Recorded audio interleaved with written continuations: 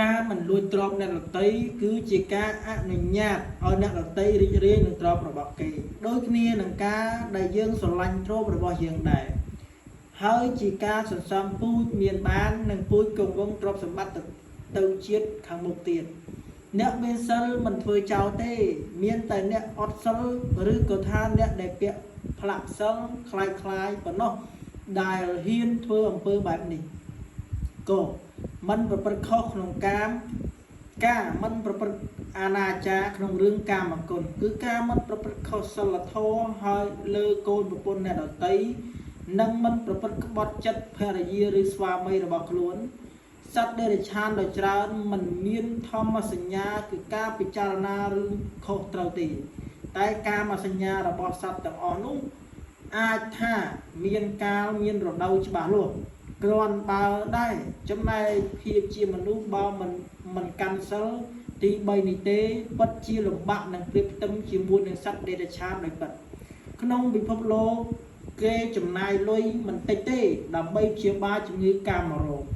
ជាពិសេសគឺជំងឺសម័យថ្មីដែលហៅថាអេដ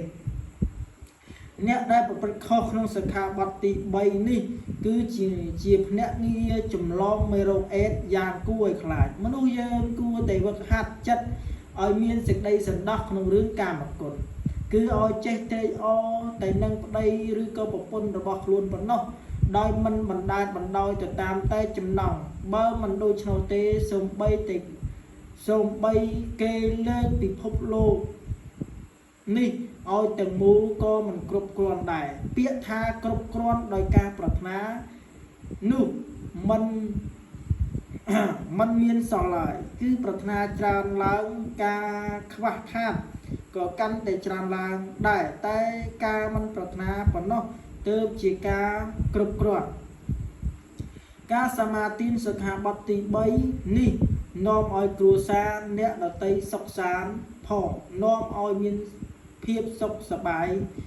និងទុកចិត្តគ្នាក្នុងរង្វង់ក្រុមគ្រួសាររបស់ខ្លួនឯងផងនិងជាការដាំពូជសុខសប្បាយក្នុងជាតិខាងមុខផងខមិននិយាយកុហកការមិននិយាយកុហកគឺជាការឲ្យនូវភាពពិតត្រង់ដល់អ្នកដទៃដោយមិនឲ្យអ្នកដទៃភ័ន្តច្រឡំដូចគ្នានឹងការដែលយើងចង់ឲ្យអ្នកដទៃពោលពាក្យពិតត្រង់ចំពោះយើងដែរការនិយាយស្ដីអាចធ្វើឲ្យមនុស្សយើងខ្លាចធ្នូឬក៏ថោកទាបបានការនិយាយពាក្យពិតធ្វើឲ្យខ្លួនឯងជាមនុស្សមានខ្លឹមតែការពាក្យក៏ការពោលកុហកតែការពោលកុហកវិញដូចជាដើម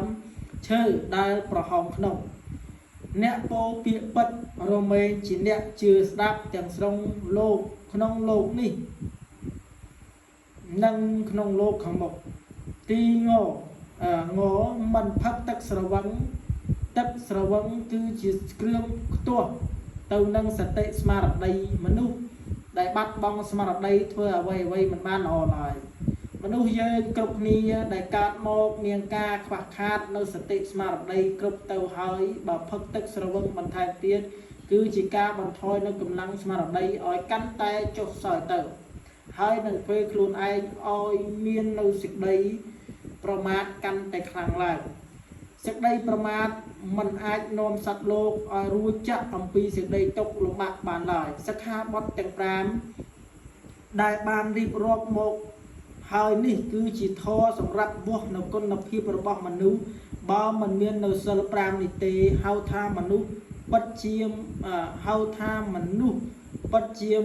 មិនពិរោះស្ដាប់នោះទេត្រីក្រឹមល្អស្រស់ព្រោះមានស្រកាបាក់សីបាក់សាល្អព្រោះលោមារាត្រីល្អស្រស់ស្មោះរាត្រីល្អស្រស់ព្រោះមានចន្ទ្រាមនុស្សពិតសោភាព្រោះមានសិល5